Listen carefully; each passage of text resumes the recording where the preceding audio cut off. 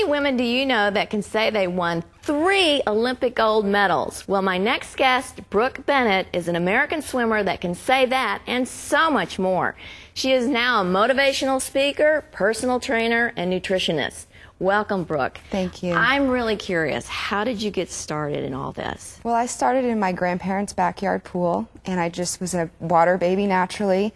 And my grandparents picked up on that, my grandfather especially, and my parents just pursued it into swim lessons. Well, you recently worked with the kids with the Olympic trials. Can you tell us a little bit about that? I did earlier this year at the Olympic trials. I was there, part of the Olympic trials event, just on the other side of things now that I'm retired from swimming.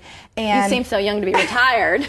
my body and shoulders have gone through a lot through swimming, and it was all worth it, and moving on to Nick's new great chapters in life. But they're supporting the young kids looking up to the Michael Phelps and the Dara Torreses and wanting to be the next Olympic star.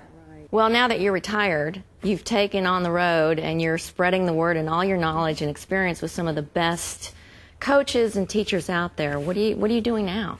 Right now I'm doing personal training and focusing a lot on nutrition, and I'm really starting to gear towards the young swimmers coming up and speaking to the coaches and the parents about what's going to help their kids perform at a higher level, and not just in swimming but all sports. And we're all working on balancing our busy schedules and diets and nutrition to really get the most out of ourselves on a daily basis. And we all are so busy these days, and I know that you're actually, teaching moms and kids about nutrition and fitness.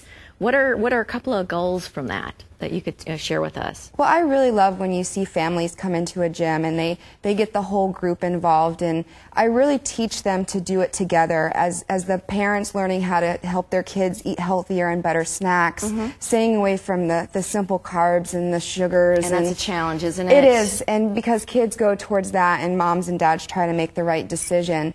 But really getting the whole family involved as a group, they're all going to have better goals. Right. So there's so much out there right now with this type of physical activity, this type of diet, what to eat, what not to eat. What are some of the misconceptions out there right now that you can kind of clarify for us?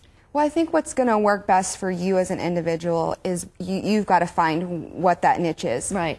Whether or not it's doing the proportion meals, 5 or 6 meals a day, wondering how your body balances out proteins and carbs. Right. And we're all different. Everybody is all different. And it's keeping it simple, and I think finding a well-balanced, not skipping meals, starting off with breakfast. I really stress to all of my clients and anybody I speak to, if you start the day off without breakfast, you've started your whole day off wrong. I am busy. I do this show, I do a lot of traveling, I do all kinds of different things.